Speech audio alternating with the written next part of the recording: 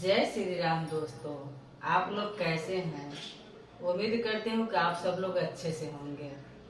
आज मैं एक बहुत प्यारा सा विवाह में गाए जाने वाले दहेज का गीत गाने जा रही हूँ, जिसमें बेटी को अपने पिता की बहुत फिक्र होती है और पिता को अपनी बेटी की फिक्र होती है। मैं आप लोगों को इस गीत के माध्यम से सुनाने जा रही हूँ। अगर अच्छा लगे तो कमेंट करके जरूर बताइएगा। जनी जाहुए पापा दूसरा दुआरी, हम कुंवारी रहबे हो। जनी जाहुए पापा दूसरा दुआरी, हम कुंवारी रहबे हो। लड़का के पापा मांगे दाना दहेजवा, तू भी खारी हो बहू। लड़का के पापा मांगे दाना दहेजवा, तू भी खारी हो बहू। दे दे बेटी दान दहेजवा, भले भी खारी हो बहू।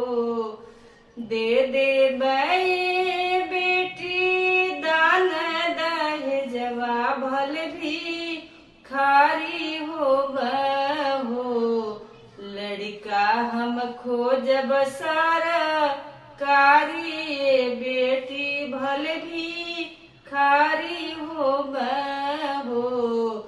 लड़का हम खोजब सारा कारी, बेटी भले भी खारी हो बहू।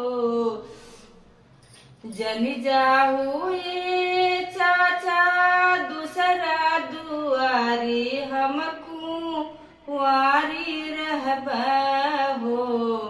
लड़का के चाचा मांगे हीरो होंडा गाड़ी, तू भी खारी हो बहू।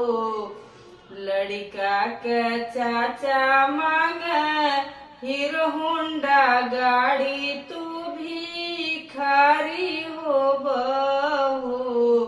दे दे बेटी हीरो होंडा गाड़ी, भले भी खारी हो बहू। लड़का हम खोजब संस्कारी, बेटी भले भी खारी हो बहू। लड़का हम खोजब संस्कारी, बेटी भले भी खारी हो बहू। जन जाहुए भैया दूसरा दुआरी, हम कुंवारी रहबे हो।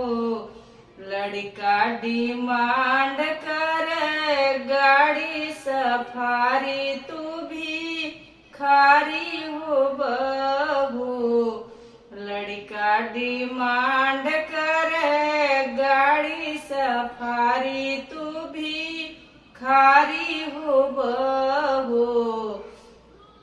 दे दे बहिना गाड़ी सफारी, भले भी खारी हो बहू। छूट जई है पापा के दुआरी, बहिना न कुंवारी रखब हो। छूट जई है बाबा के दुआरी, बहिना न कुंवारी रखब हो। छूट जई है भैया के